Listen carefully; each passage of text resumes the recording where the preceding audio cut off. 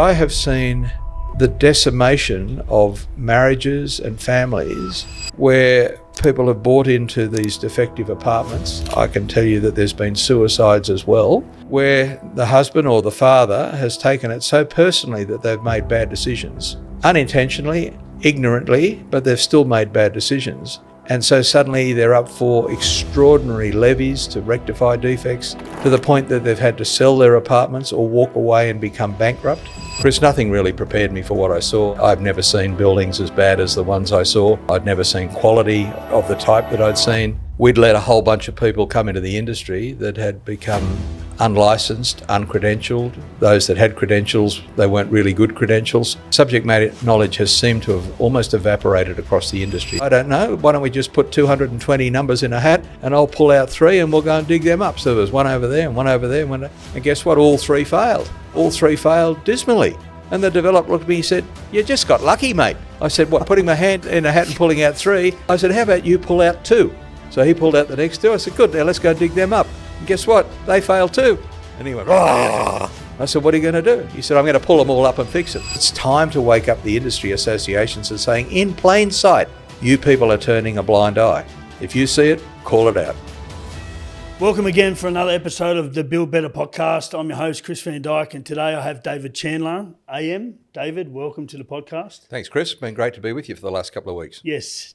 So, David, if you could just tell the audience a little bit about yourself and what you've done within the construction industry, that would be really great. Well, Chris, you know that story's a long one because it started back in 1969 when I started on the tools with A.W. Edwards and did a building degree. And I've just been blessed with a pipeline of project opportunities that don't really get presented to a young constructor. And I was, by the time I was 14 years postgraduate, I was the director in charge of the construction of New Parliament House. Yeah. And it really, I think that turned on the fact that A, I got stuff done, B, I've got a curious mind about how do you get stuff done, and then I deliver the goods. So I got given that job halfway through its contract period to turn it round. It was 2 years behind schedule at the time, and so we got it finished, and it was a pretty spectacular, high-quality finish. So along the way, I've done work with companies that have been in strife. I've been projects that have been in strife, and in my latter years, you're aware that I was the New South Wales Building Commissioner, and in the 5 years prior to that, I'd been out at Western Sydney University as an adjunct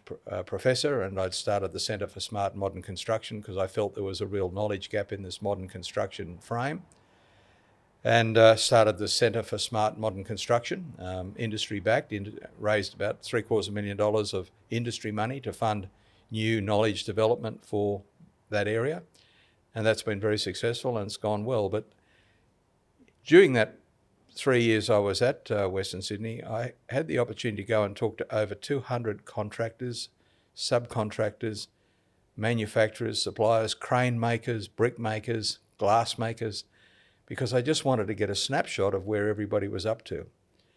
And if anything prepared me for being building commissioner was the few years I'd spent at Western Sydney University going and talking at the base of the industry about what are the real problems confronting you today. So offsite payments and lack of documentation, egregious contract conditions, all of that surfaced. So when I was appointed Building Commissioner in New South Wales, I almost had a running start because I had so much current knowledge about the state of the industry. But Chris, nothing really prepared me for what I saw. I've never seen buildings as bad as the ones I saw.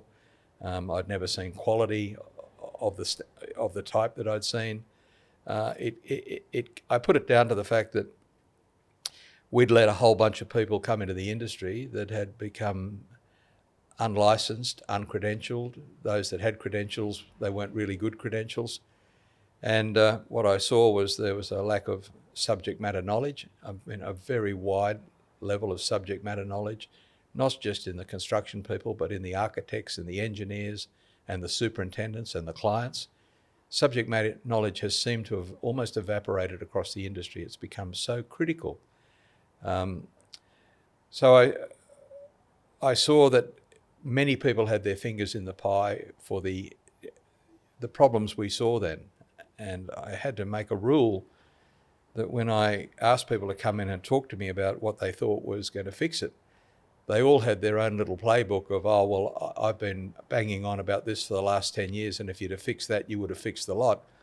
And it's that person's problem, I'm not the cause. Well, there were 40 people who paraded before me in that early period, Chris, that it was always somebody else's problem, not theirs. And I said, well, we're going to now stop that conversation, because if any of you ever tell me that it's somebody else's problem and it's not yours, then you'll be asked to leave the room, because it's all of our problem, and that's the way we're going to address it. So that led to an interesting period of implementation of new reforms, getting the industry to understand its standards. We're going to talk about standards, public confidence, capability. All of these things are the essential ingredients. And so what I find is that out in small businesses like yours, I'm seeing an abundance of knowledge, an abundance of enthusiasm to do it right. But I'm always seeing that worn down by the fact that you've got to live in the jungle of people who are not as committed to that as you. So it's been a long journey. It's been nearly 55 years since I graduated. Yeah. And I'm around for another 10 years, so people can start to get used to the fact that I'm not going away. Yeah. When you took on that role as the building commissioner, it would have been a little bit daunting when you first started, was it not? Because there was so much going on. Well, Chris, where do you start? Chris, it was interesting because I got a call from the secretary of the department on a Friday afternoon saying, we've advertised for this job, but you didn't apply. And there were a lot of people who applied, and I think 22 candidates. And apparently they'd all been rejected. So someone had gone through and said, nah, none of those people are going to make the difference. And so he had two names, mine and one other. He didn't disclose who the other name was. He said, so I'd like to have a coffee with you on Monday morning, and maybe we just talk about what the job might look like and how you might approach it. And maybe you could come and do an interview for the job on Wednesday afternoon and tell us what you think, how you would approach it. Now, I was that was just before my 70th birthday. Anyway, I did the interview. So, Chris, the short story of that is that I had to do a 3-slide presentation about what did I think the problem was, how would I go about addressing it, and what would it look like at the end. So if you were allowed to do this thing for, say, 3 years, what would it look like after you'd been given the steering wheel for 3 years? So let me just summarize that. So in that third slide, I gave them a picture of cogs in a wheel. I had about 8 or 9 cogs that were the different players, the designers, the contractors, the suppliers, the manufacturers, the certifiers, the regulators. And I said, so all of these cogs actually all work together. And unless they all turn, it's no good trying to just turn one and think you're going to turn all the others. You've actually got to get all the cogs to go in the same direction. So at the moment, I don't see a strategy that understands how to bring all the cogs into a well-oiled machine that they'll play the game together. The second diagram on that final slide, and I'll share that with you, looked at the regulator.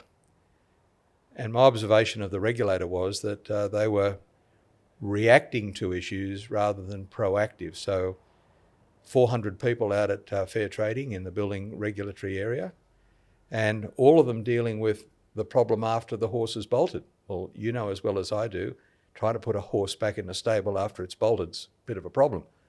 So we had to get a mind shift for them to actually say, well, the future for you is that unless you're proactive, you're not going to be a competent regulator. So by the end of 24, I believe that we'd move the Fair Trading team across with a clear understanding that their future was about proaction as opposed to reaction. And then the most important diagram in that first slide was that I drew a picture of what's called a Gartner hype cycle. And that's a curve that looks a bit like this. And a hype cycle means that people have talked something up for many years and got everybody excited about, oh, this will be it, we'll fix it. So we've had minister after minister introduce a new piece of legislation, another Band-Aid on the legislation. It'd go through the House, it'd be announced and they'd do a press conference and everybody stand around and high five. Got it this time. And of course, it didn't make an impact at all. So all of the hype ultimately ended up in what they called a sea of disillusionment. And so I believe I was appointed at a time in the sea of disillusionment where everybody's saying, well, we've tried everything, but we've had no impact. And so I believe that's what I was able to face into and deal with. And I worked with all the people who were in the cogs and got them to be aligned with the strategy that we felt we needed to do, was to get the industry to shift from having their nose rubbed in what bad looks like to start to feel good about what good looks like. What does good look like? Well, that's an amazing question, because when I first started, you know that I had to name and shame. The way I had to confront the industry was to, in fact, name and shame. Because when I was appointed, there were a number of industry associations who said, if it wasn't for mascot towers and opal towers, there'd be no need for a building commissioner. Why are you doing this? And so I had to actually make a stand and say, well, you guys are sleepwalking because you're walking by stuff that is equally as bad. So that's why I had the first 2 years of such aggressive naming and shaming, actually showing people on social media what it looked like so that no one could hide behind the fact that it wasn't just about mascot towers or opal towers. So that was the first confrontation that we had to work our way through. So that was a demonstration of what bad looks like. And then the next couple of years I spent unpacking, how did it get that bad? What are the things that are missing?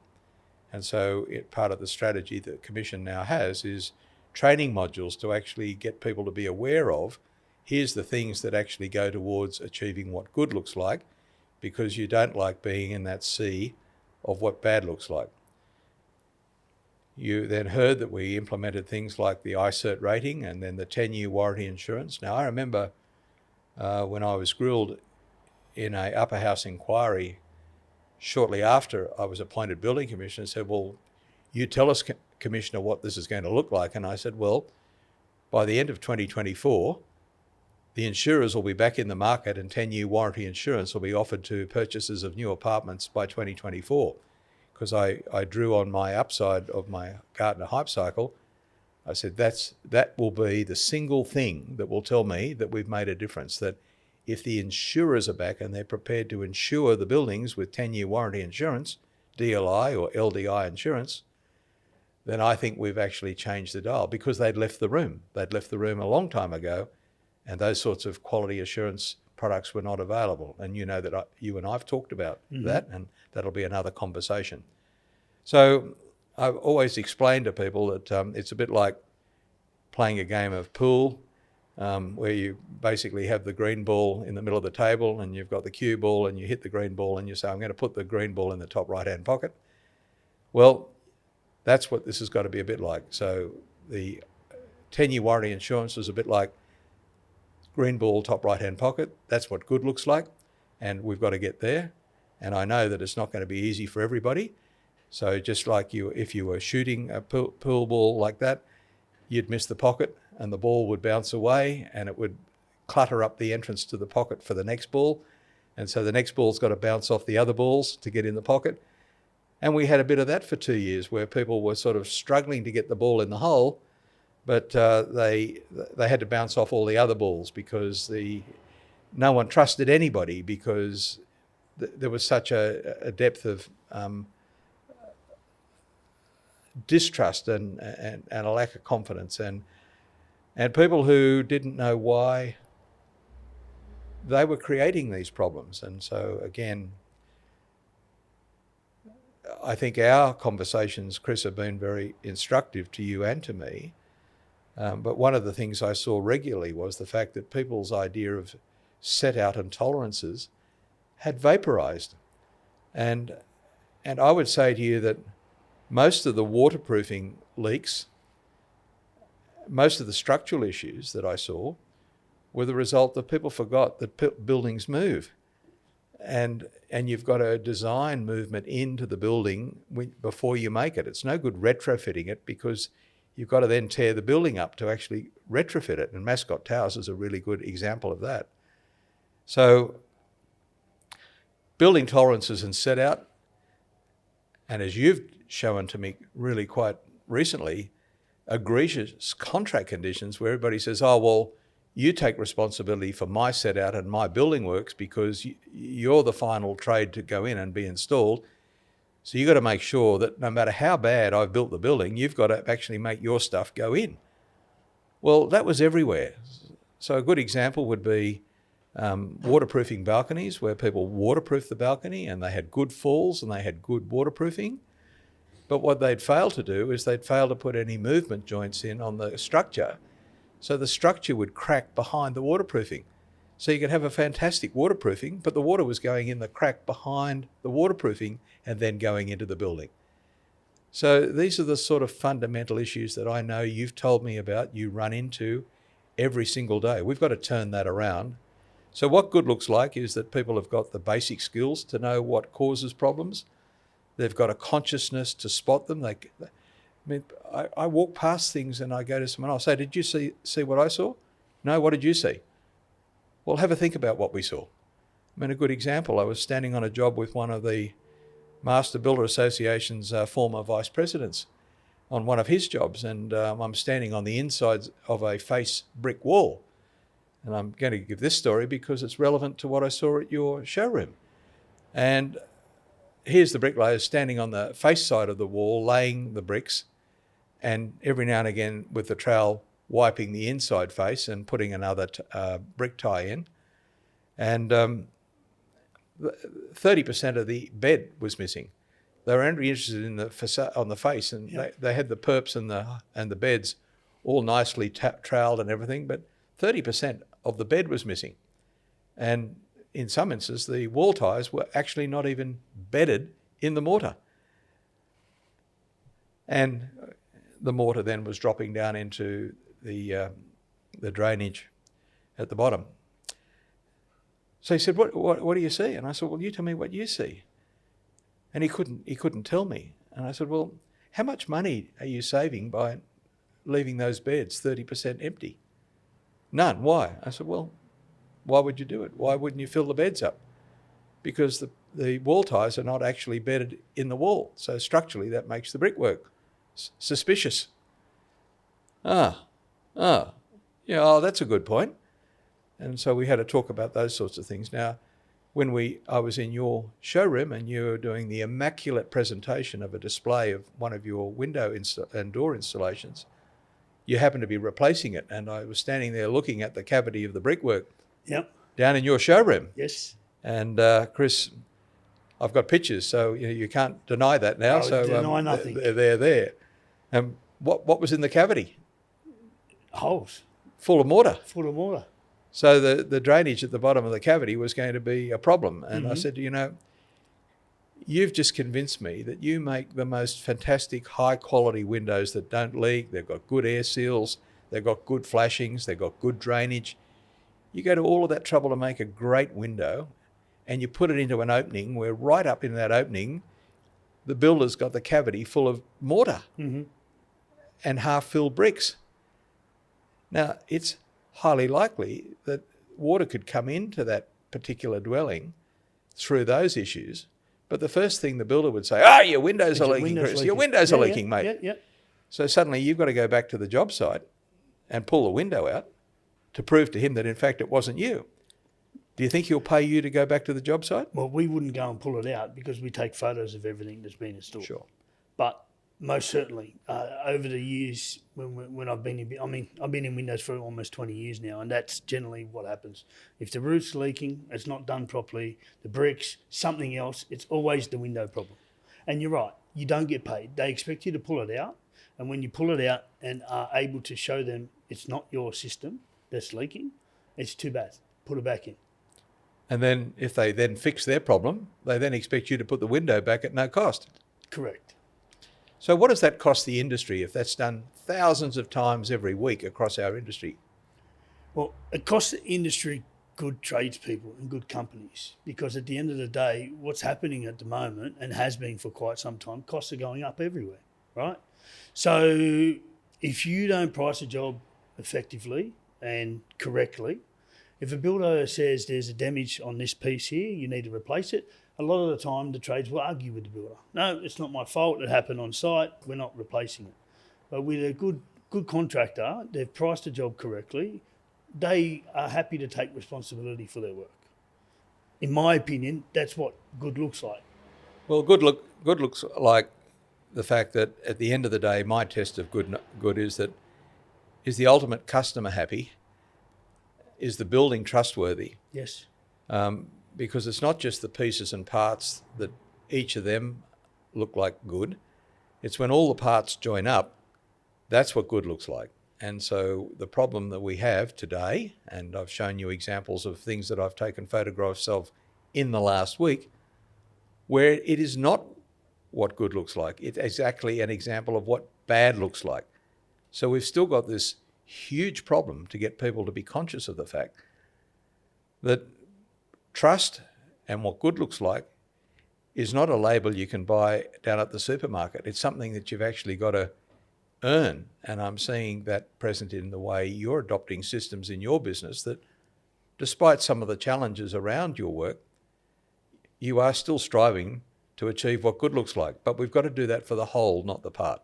So continuing on that path that we're just talking about, is it an education problem, accountability problem, or cost pressures that you think are leading to so many trades unable to produce what good looks like? Well, Chris, I think I would describe the fact that we've got a cost of construction crisis. So first of all, the things that are making projects difficult to make feasible these days are because the cost of construction is so high. And what we hear is the industry associations bleating about the fact, oh, the regulations are too hard, we need to back off on that standard or this standard. And what I'm seeing in the field is that basically 20% of the costs of construction could be avoided if simply people could understand the order and sequence of job, how to organise it properly, how to reduce the time on the job by 20%, how to reduce the workforce on the jobs by 20%, and how to reduce the waste that's created on site by 40%. Until the industry gets its head around that, it's actually kicking its own goal. So we've got a cost of construction crisis because we've got a productivity crisis, and no one's having a conversation with the people to say, do you understand what the moving parts are of achieving a turnaround of that problem? Because it's no good just thinking that there'll be more housing because the government will put more money in the ring to subsidise more housing. Why should the taxpayer be funding the construction industry's lack of productivity? So you know that I'm leading a conversation around the industry's got to improve its productivity. If you improve your productivity, all industries in the world that have gone through this process, it doesn't matter whether they're making telecommunications or cars or whatever, they've improved their productivity, they've improved their cost structure, and then they've improved the trustworthiness of their products. And the output. And the output rate. A good example is a company like Motorola that went on this journey 20 years ago, and they had such a huge amount of product failure after they'd sold it. There were defects in their products, and so they had to look at how do we strive towards one defect per million. I mean, a big thing when this company's riddled with defective stuff. And so they got someone in to have a look at their entire business flows and had a look at it and said, well, you've got so much waste in your system that if actually you got rid of the waste, it would actually drive improvement in your outputs. And one example of that was that they were a heavy user of computer chips.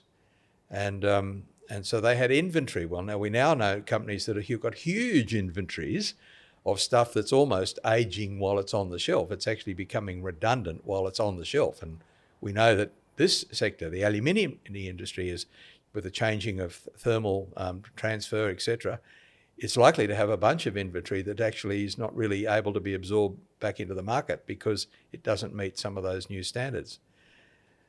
But Motorola, first of all, discovered that they had warehouses around the world full of computer chips because they didn't use just in time, They just used a bucket so that they could draw out, so a bit like the inventory of some of these companies, they could draw out stuff when they want. But the trouble was that if they had a computer chip in a warehouse somewhere around the world, within 6 months it was a redundant chip. The only place it could go to was the tip. Yeah. So they were able to improve their balance sheet straight away by getting rid of this unneeded warranty. So they said, well, the first thing we'll do is we're not going to have any warehouses. Motorola will have no warehouses. We're going to have a production arrangement that, in fact, we'll take the stuff as we need it. It'll be up-to-date, regular, reliable stuff. And so suddenly they turned around the business, and it was built on going away from this, oh, we can always order another 1,000 bricks, oh, we can always get another bit of aluminium to fix that scratch bit, saying, no, you can't, but we're going to get it right when we use it.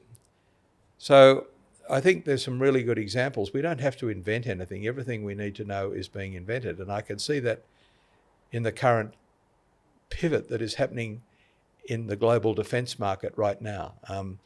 What's going on in global war capability is going to reshape supply chains everywhere. Our supply chain in construction will be also redefined. And so what we're seeing is we're seeing new technologies like drones and those sorts of things. They were on the drawing board only 6 or 9 months ago.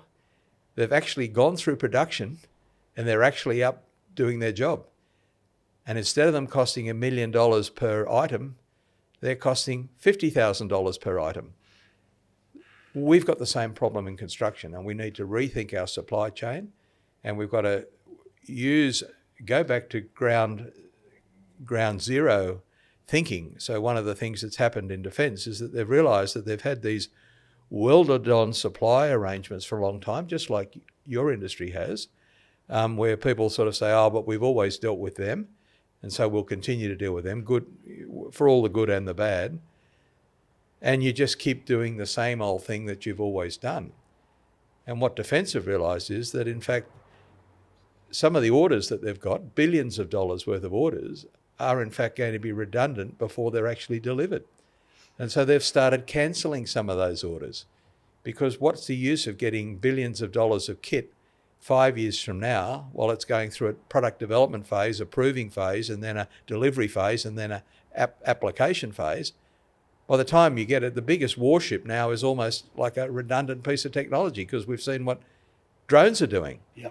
And so I think we've got to have a bit of a rethink about this, and it's urgent. We need to do it. But the great thing about it is we are not so invested in redundant factories and technologies that we can't pivot pretty easily. All we've just got to do is to work out, what does good look like, what does that pivot look like, and how do we do it? Mm. So the Australian window and door market, for instance, at the moment is going through some challenging times. We've got a lot of competition from overseas suppliers, and the cost of producing manufactured goods here in Australia is higher than what you typically pay if you imported products from overseas. How do we as an industry combat that? I think when you came to my factory, something really resonated with me that you spoke about, and it was, what does good look like? And as an industry, speaking up as a whole and displaying what good looks like. Tell me how would you, what's your recommendation for the window industry on how to stand up against cheaper products that we just can't compete with the manufacturing side of things here on? Well, you know that I have a pretty confronting response to that question, so let me repeat it so that you hear it this time and it's recorded and everybody else can hear it, right? I'm a bit tired of hearing people come to me and they go, oh, we're victims. Yep. We're victims. And you go, what of? Oh, well, cheap knockoffs, non-compliant materials, people always using labour that undercuts us. We're victims. What can we do? And I go, well, maybe the windows and aluminium door sections could focus on, okay, what would trustworthy, reliable products look like? What would be a chain of custody process that would allow you to look into that? how do you actually use modern capabilities to actually improve your competitiveness? Because I know that for you to put somebody in the field is about $1,200 per day, and someone in your factory is probably about $800 a day. That's all up with the overheads, etc. So every hour of work that you do on site, that you move off site, you're actually saving about $400. But we're blithely buying stuff from overseas off-site, where their cost per day might be $500 or $600 a day, not $800. But they've got a massive cost of transportation and all those sorts of things. So I think we've got plenty of room to become more competitive. I mean, one of the things we can do here is speed of delivery. You could pretty well deliver stuff within 6 weeks of an order if you've got regular orders from people who knew how to buy stuff off you. So I think we've got to shift away from being victims. I think we've got to start to say, well, as an industry, we own public trust. We own the public trust in the windows and doors that are being installed in Australia by Australian companies. They're going to have a label on them, made in Australia, and we want to make sure that that label really means something to the public. At the moment, I don't think you've started that conversation. You do it in the parts where you'll say, oh, I'm doing something about it, but unfortunately that's not everybody doing something about it. So hopefully this particular conversation now is one that will bring more people to the table in your sector that says if we all do these things collectively, and I would say that's pre-competitive collaboration, stuff that you're doing before you compete with each other, you actually then set up a framework to say, well, we now know that if we all abide by achieving that level of public confidence and that level of assured outcome, if we all do that, then at least we've got a level playing field amongst ourselves. So if you want to undercut your mate across the road, at least if you undercut him, you know that you're going to achieve the same quality. So if we could do that, that would be a good starting point. But you see, I see in your business, and I now see in others, is that you're not waiting. And you've moved beyond being a victim. We've had some pretty interesting conversations. Definitely. And you sort of dug yourself out of that victim's conversation. And I don't think you've spoken to me like that again since we started. Nope. So I go around your factory and I see you using modern CNC machines, and I go up into your back of house and I see you're already using AI to do a whole bunch of really, really smart things. And in your back of house, I suspect you've already had a 30% productivity improvement with the number of people you need to do your back of house. It's an amazing application of technology that's actually on display in your business using AI. I'll bet you most of the contractors that you deal with have got no idea what you're doing in your back of house. And then when we stood up on a siding in your factory and looked down on the floor, and I saw that you had a smart piece of kit over there and a smart piece of kit over there, and I said, Chris, wouldn't it be amazing if that was all organised so it was end to end, and maybe in 2 or 3 years from now you could say, I'm going to have a 40% productivity improvement in my factory simply because I've reorganised my workflows. Well, Chris, that's got to turn up in your pricing sometime soon. It's got to turn up in your competitiveness. So I think we've got to do these things, and we've got to do them collectively, and then we've got to do them individually. So I don't think you've even tested how to come back into the competitiveness of your sector again.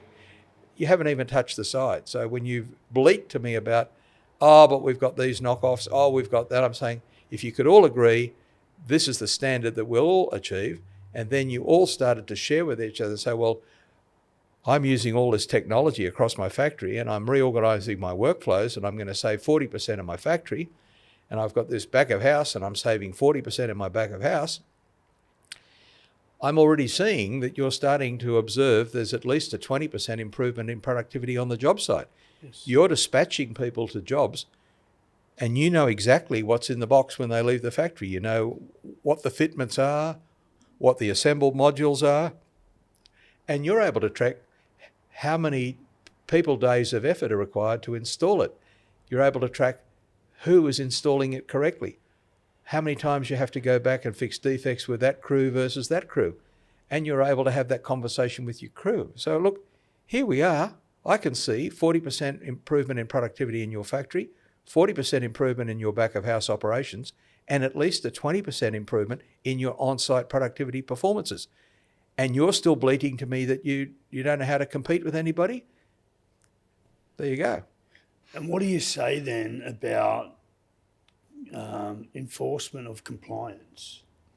I feel that there's a big lack of, in our industry, being able to essentially anybody can give a glazing certificate, right?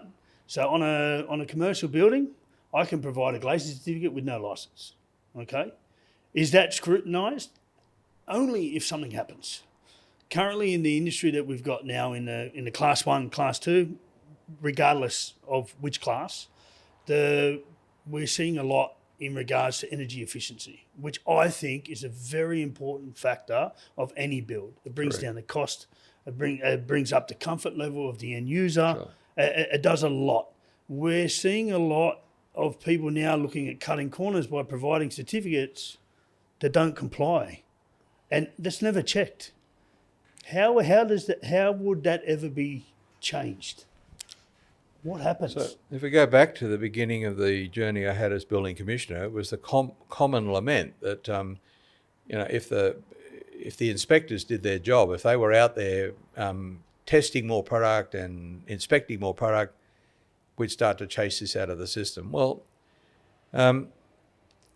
that's a culture where you think that you're going to be entitled to have someone standing on your job eyeballing every possible deviation that you might have.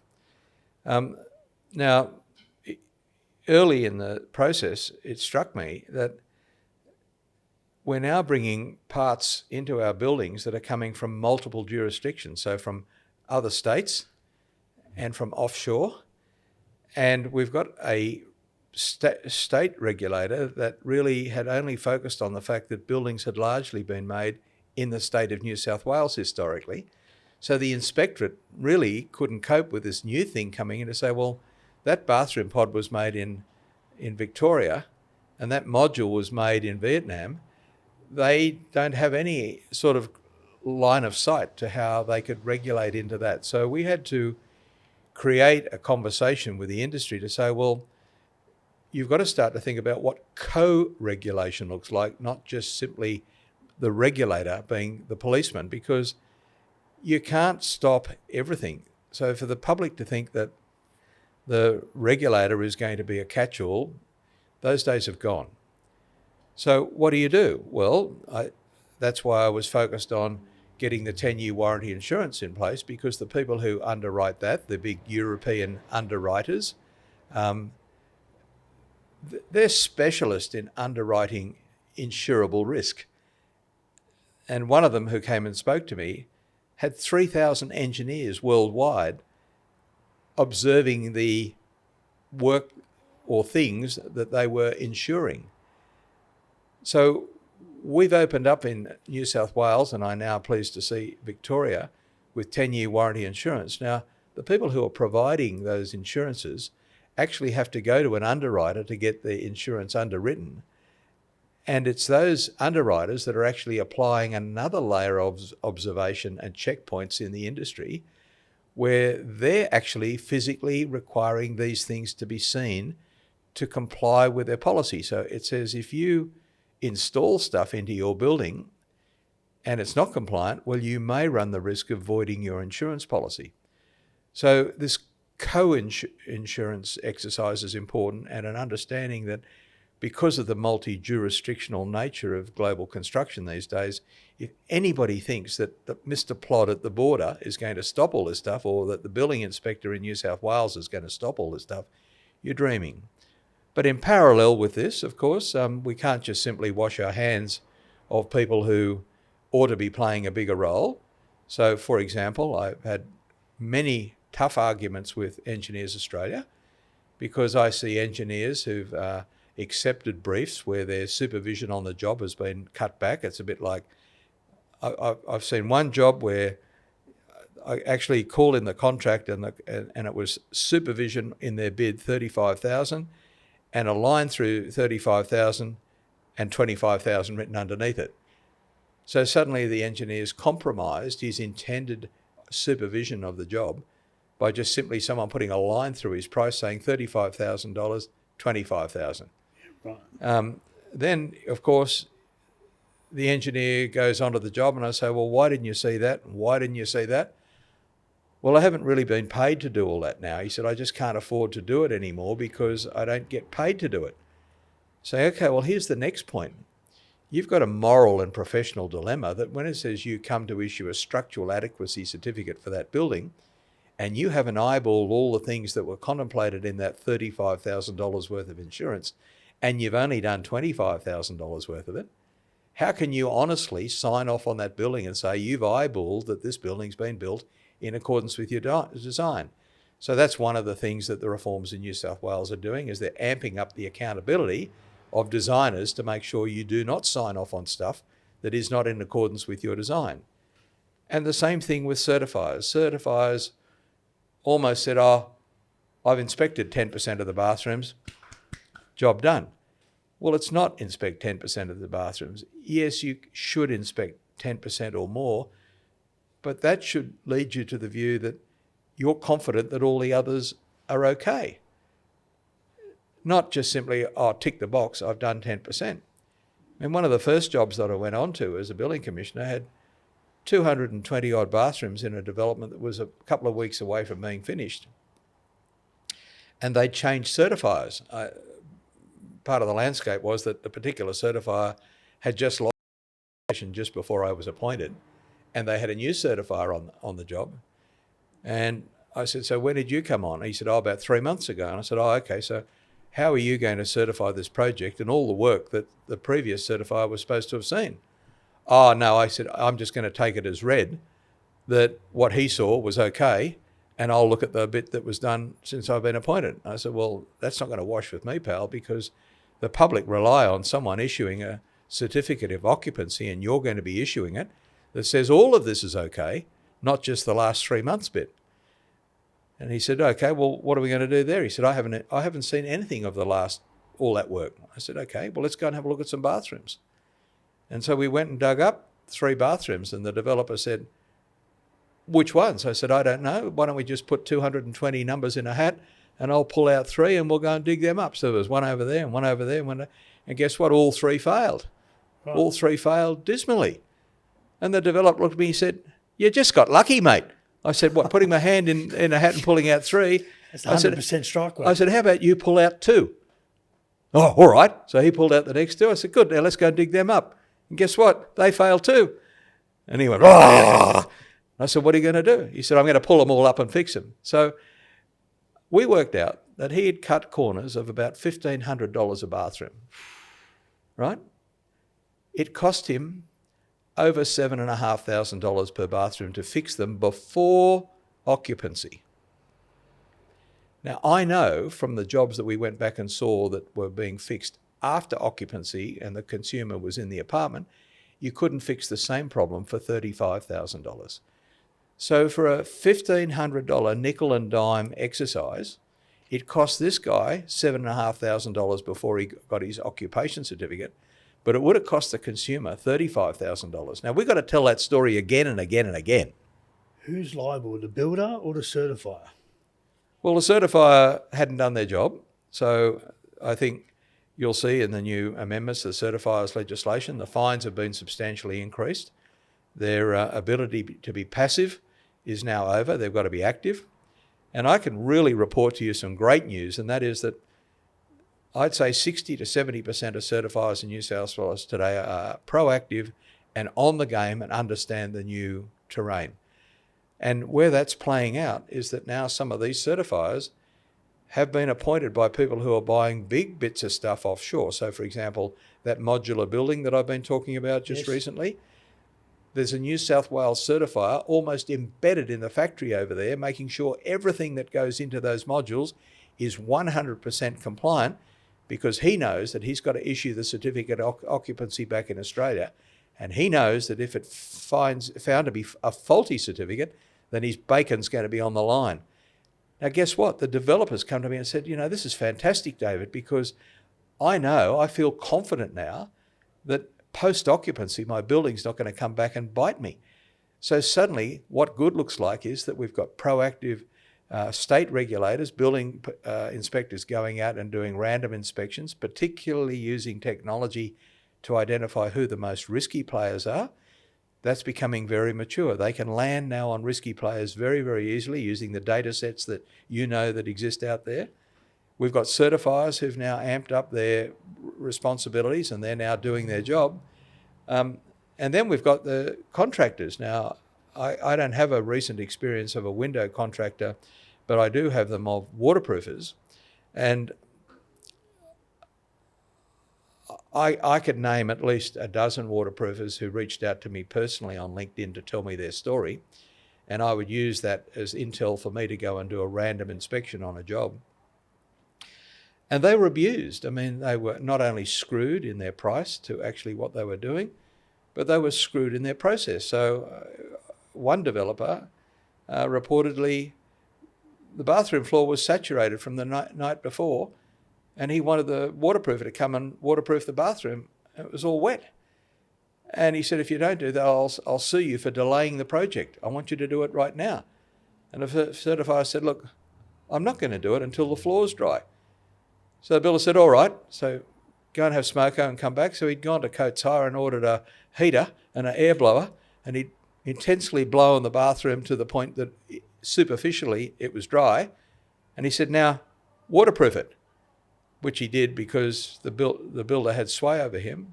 But the waterproofer knew that that wasn't going to work anyway. But to make it worse, the builder sent him a bill for the hire of the air blower. You've seen that happen time and time again. Yeah. These days, waterproofers now have become very selective about the developers and the builders they'll work for. So, by the way, have most of the waterproofers. If you're going to cut corners with waterproofing in New South Wales, let me tell you now, don't even think about it, because you won't get a waterproofer who wants to cut corners anymore. I go on a job site now and I talk to a supervisor, and I'll say to a supervisor who once used to give me lip and say, certifiers looked at 10%. Yeah, so what? We've done the job, tick the box. I said, yeah, well, let's go and test a few. And suddenly their faces, the smile's fallen off their face then. I now run into supervisors on a job and I say, how are the wet areas? He said, mate, I've checked every single one.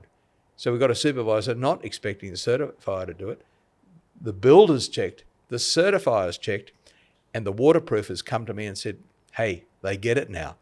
We're doing good stuff now. So this is all possible, but it had to start with a serious confrontation at the start and some reforms. Big change. Huge. And I see it coming to windows and facades next. It's terribly important we get that part of the buildings right. So as you say, thermal control, but also moisture control. Definitely. And you know that moisture control is not as much an outside situation as it is an inside thing. You've got to deal with human-created moisture. You understand that. We've now got to get the industry to understand that. And when they do, they'll wear that as a badge of honour. That's trustworthy. And then that becomes their point of difference to the stuff that might be coming in that's got no ability to demonstrate its trustworthiness. And I think with the industry as a whole, everybody has to band together to show what good looks like. And that's where I am critical of industry associations who are sort of down at the moment carping away of, how do we dumb down the NCC, or, it's too hard, whatever. The standards are, in fact, your defence. If you had no standards, you'd have no defence. That's right. And you know as well as I do that the standards come from rigorous testing, people that have not just simply made up, wouldn't it be nice to do that, or wouldn't it be nice to do that. It's come from rigorous testing through properly accredited testing laboratories, NATA testing laboratories. And you've got some ability then to say, well, the processes that stand behind these products has come through proper testing. Now, you talked to me about these, what I would call counterfeit or fake products coming in. Now, in the last year or so, some of the certifiers who are now looking more closely at this stuff are saying, mate, we've got a real problem with code mark. And I said, what do you mean? And they said, we're being given code mark certificates. He said, on the front page is the glossy certificates all signed off, and people are hanging that in their foyer saying, I've got a code mark for this and I've got a code mark for that. He said, but if I'm a certifier, you've actually got to read the certificate all the way to the last line. And he So I've actually got examples where he's yellow highlighted now that said that I've issued a certificate on the basis that the manufacturer has assured me that these tests have been done, but I haven't seen any of the test data. So they've conditioned the code mark certificate saying, I'm giving you a certificate, but I haven't seen any evidence that the testing's been done.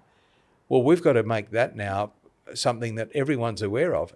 If there's a condition like that at the end of a code mark certificate, tear it up and put it in the bin because it's not worth its paper. But no one's having that conversation. They're all down in Canberra saying, oh, the world's too hard, there's too many standards, it's all too hard. And saying, yeah, how about we just make what we've got work? How about we make code mark real? How about we just get to that so that everybody says, unless you can prove your code mark stamp, we're not dealing with you. I think that's very important. You're setting it's the industry as a whole needs to stand up, and like you said, we need to just accept this is what good looks like, and this is what we have, and this is what we should be pushing. Well, I think the customers are starting to march with their feet too now. So I'm regularly run into real estate agents who are selling off-the-plan apartments, and they're saying, Dave, you've really changed the game for people selling off-the-plan apartments. And I say, like what? And they said, well, the builders have now got an ICERT rating, so that means that they're likely to be around in a couple of years, so that in the event they've got to come back and fix some defects, they're highly likely to come back. And I think to this date, I don't know of a single ICERT rated builder that has become insolvent since ICERT started. So at this stage, I don't know of any. I'm not saying that it's a guarantee that there won't be any. But what it does is it says, well, people have started to realise what good looks like in terms of if I'm going to deal with you and you've got an ICERT rating, then I've got some degree of confidence that if I need to ring you in a year or 2 years from now or during the 10-year warranty period to come back and fix something, you're likely to be there. So that's another co-regulatory tool. That's a market-created co-regulatory tool. Now, I drove that into the market because I realised that we couldn't just simply rely on Mr. Plod in the Building Commission doing it. It's got to be outside that. So it's those sorts of things that are going to help turn the industry around.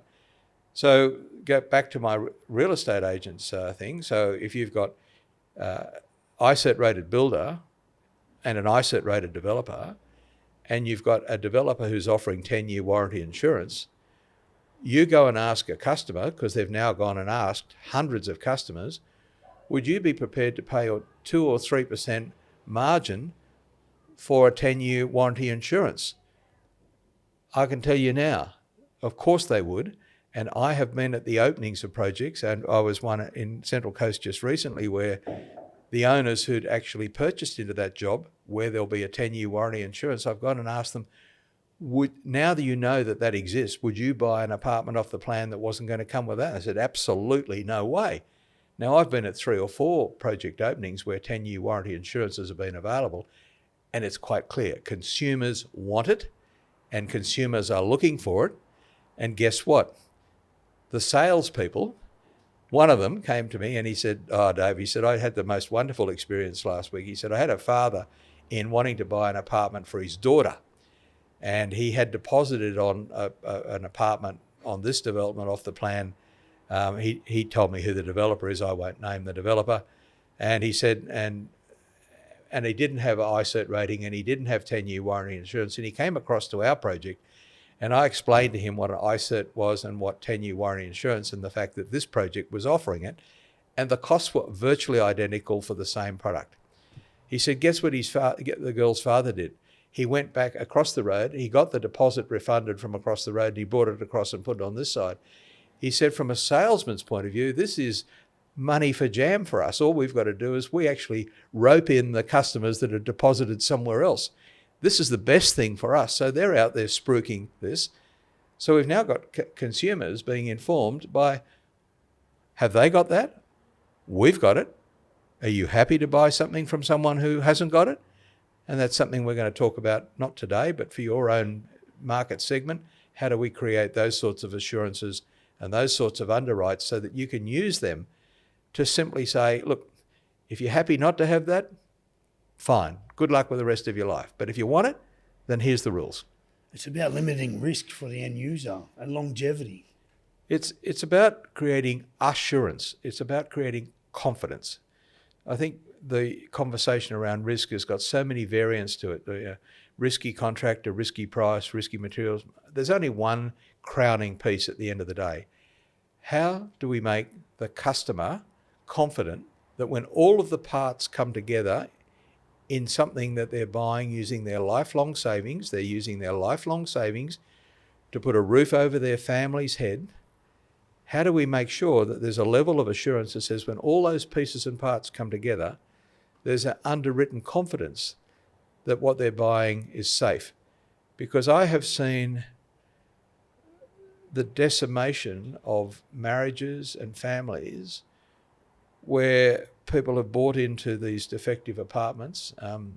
I can tell you that there's been suicides as well, where the husband or the father has taken it so personally that they've made bad decisions. Unintentionally, ignorantly, but they've still made bad decisions. And so suddenly they're up for extraordinary levies to rectify defects, to the point that they've had to sell their apartments or walk away and become bankrupt. Quite a number of people on the Mascot Towers had to accept bankruptcy as an outcome. It is just horrible.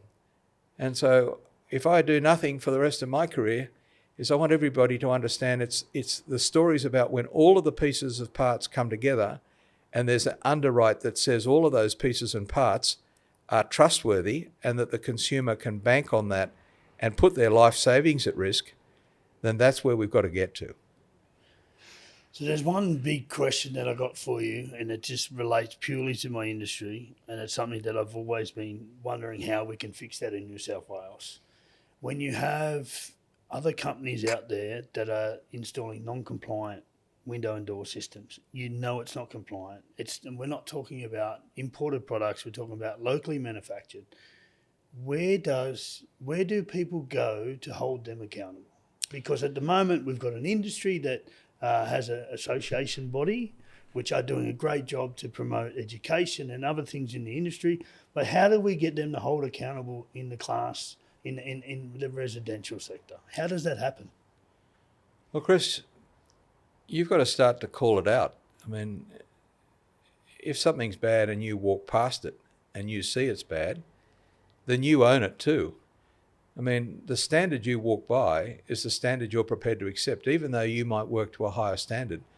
If you accept that that's there, I would have confidence that if you reported that to the Building Commission, the Building Commission would actually be interested in that these days. Now, I know that there's a reluctance to call out people for a range of reasons, but until you start to say, well, I'm not going to tolerate this anymore, and when I see bad, I'm going to actually draw the Commission's attention to it.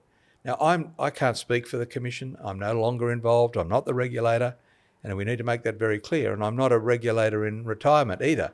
I've got other agendas. I'm more interested in productivity and capability and competitiveness. I think there's a very good regulator in place, and I think what I can see going on is very good. But you've got this issue that until you're prepared to start to do something about it, then it's going to stay the way it is. And a good example of that was when I first started as Commissioner, there were many buildings out there. We'd been building about 22,000 apartments a year before I was appointed Commissioner, about 2,000 new strata plans a year. So, and I would say to you that 30 or 40% of those were serious defects in those. Yet I had to discover them one at a time because owners' corporations were not prepared to come and call out their building and say, hey, Commissioner, I've got a bad building.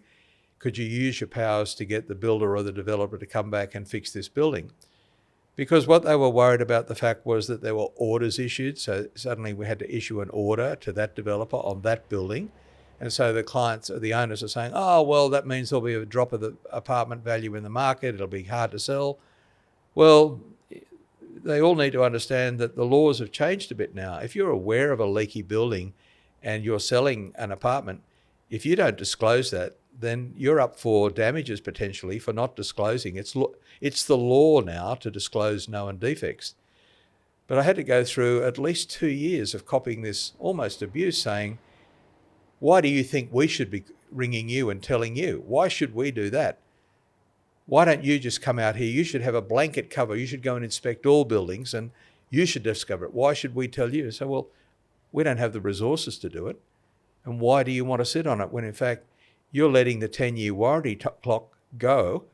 And now I'm starting to see people. I've got one that this week, only yesterday, a major project in Victoria, 250 apartments, 85 of them have been vacated and people can't live in them right now because of structural issues. You know what? They haven't even told the building commission down there. Why? Because they want to squirrel it away, thinking that no one's going to see it. Well, how do you sell an apartment where 85 apartments in a block can't be sold?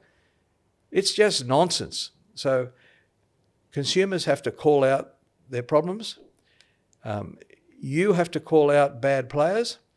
And if we could start doing that more widely, and maybe we could go back to the associations and say, how about you ramp up the ethics a bit as well? Because I'm not sure that the associations walk the talk in terms of the expected ethics of their members. In fact, I can evidence the fact that they don't. And I don't want to have a public war with them, but there's probably going to be a time where we have to say, guys, I've been at this, and you've ignored me. You've ignored everybody else. You've ignored research. So you take women in construction, for example. Very detailed research have been out there, and 40% of women working in our industry are complaining about the conditions on site, the safety, the lack of amenities, the cleanliness of the job, abuse. 40% of women in our industry are complaining about these things. And you know, only 2 weeks ago, I went onto a job site with a tier 1 builder, and I went to use the toilet. And on the outside of the toilet, it's got male-female. So that means that the toilet's been set up for male-female. That's fine. And that's happening around the world. Hotels and that have got male-female toilet areas. And so I go into this toilet, and it's basically a standard donger, a men's toilet, and it's got a row of cubicles down one side, and it's got the wash basins down the other side. But the first thing you see when you walk in is the men's urinal. Right, so it says to the front door, this is a unisex toilet, and the first thing you walk into is the men's urinal. And I go to the builder, mate, how could that be safe? How could that create a safe, respectful workplace for a woman? And I'll take that up with that contractors association. And you know what they'll do? Nothing. Because they're saying, oh, we're a membership organisation. The last thing we want to do is to piss off our members. We need their annual subscription, so we don't want to piss our members off when they leave. I go, well, you can't have it both ways. You can't be in a respected association and take zero interest in what I can see every single day.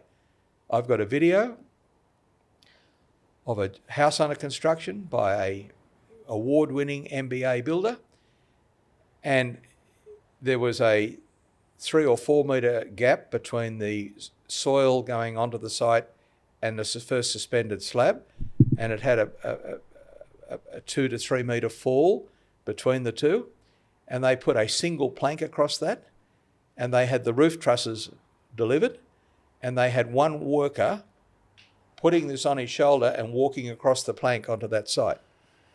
Now, I reported that to the association. I don't know what they did, but a week or so later, there was a lot of scaffolding around that particular walkway, and that practice had stopped. But what's in the culture of our industry if they can do that, if they can put a worker in harm's way like that? Now, I'll be publishing that video very shortly, because it's time to wake up the industry associations and saying, in plain sight, you people are turning a blind eye. So back to your question, if you see it, call it out. Well, David, look, I really appreciate your time on the podcast today. That was a really big question for me to get that information from you. I've through this whole experience of you coming out and not only doing the podcast but seeing my factory and the showroom, I've done a lot of personal growth from the knowledge that you've shared with me. So I just wanted to take that time to say thank you very much for coming out and seeing me. and also sharing all your knowledge on the podcast. Of course, I think it's important to acknowledge the fact that the openness, you've shown me the good, bad and the ugly. There hasn't been a lot of ugly, but there's been some things that could have been improved. But what I want to carry out of the experience I've had working with you is that going back up the value chain, up to who supplies your product, the contractors, I don't think they know the level of innovation and diligence you're applying in your business today. The goals of productivity improvement that you have in your business that I saw, the potential to improve that productivity, it's an untold story. And next week I'll be giving a presentation to a group of people discussing the potential of AI in our industry. And I'll be not naming your business, but I'll be using it as a case study to say, this is happening right here, right now. How do we get that out into the market? And how do we get the major contractors to step down off their arrogant pedestals and start to realise that people in the supply chain are doing amazing things, that if they could soak up what they're doing and absorb it into improving their productivity and their brand, they could benefit as well. So I've got to somehow work on a conversation that bridges that gap. So I just want to thank you for the way you've let me go through your business and get up to speed with what's happening on the ground. So thank you. Thank you, David. Appreciate it.